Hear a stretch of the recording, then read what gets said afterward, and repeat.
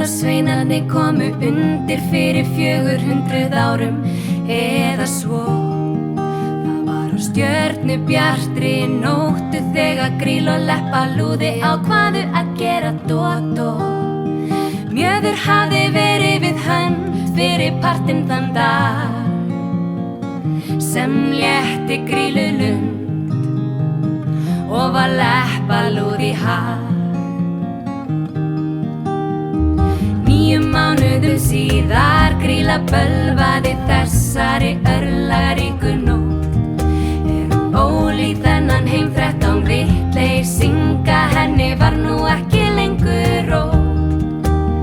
Leppa lúði barnafn með rentu og frá honum var litla hjálp að fá. Þótt honum hafi fundið lítið mál sínu sæði að sá.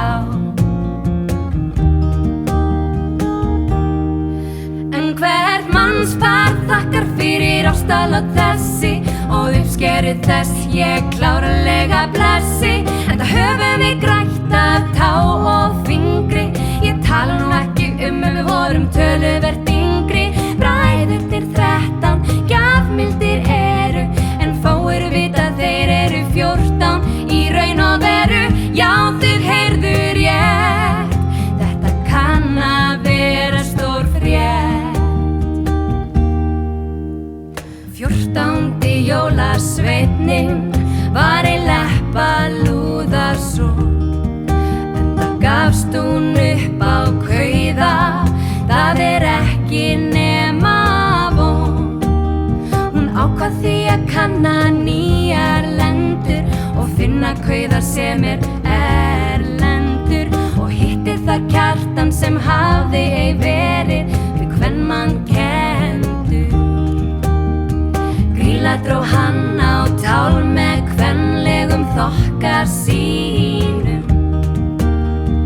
Dönsuðu þau láréttan vals á þessum dýrindistínum.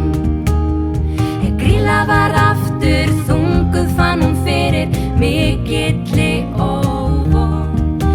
Hún viss bær undir belti, rassa slíki Kjartansson.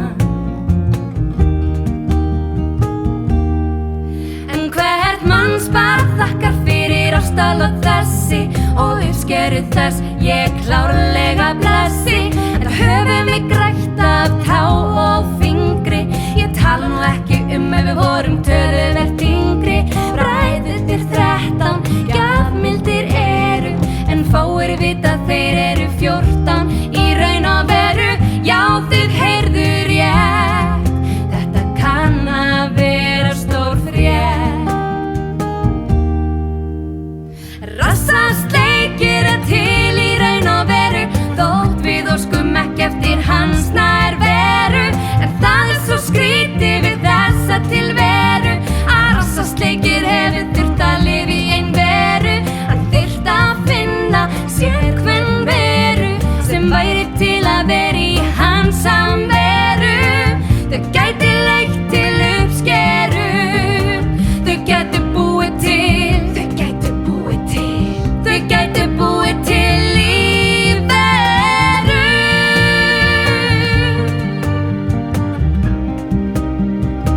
Með þessari samveru, það yrði jólalífvera.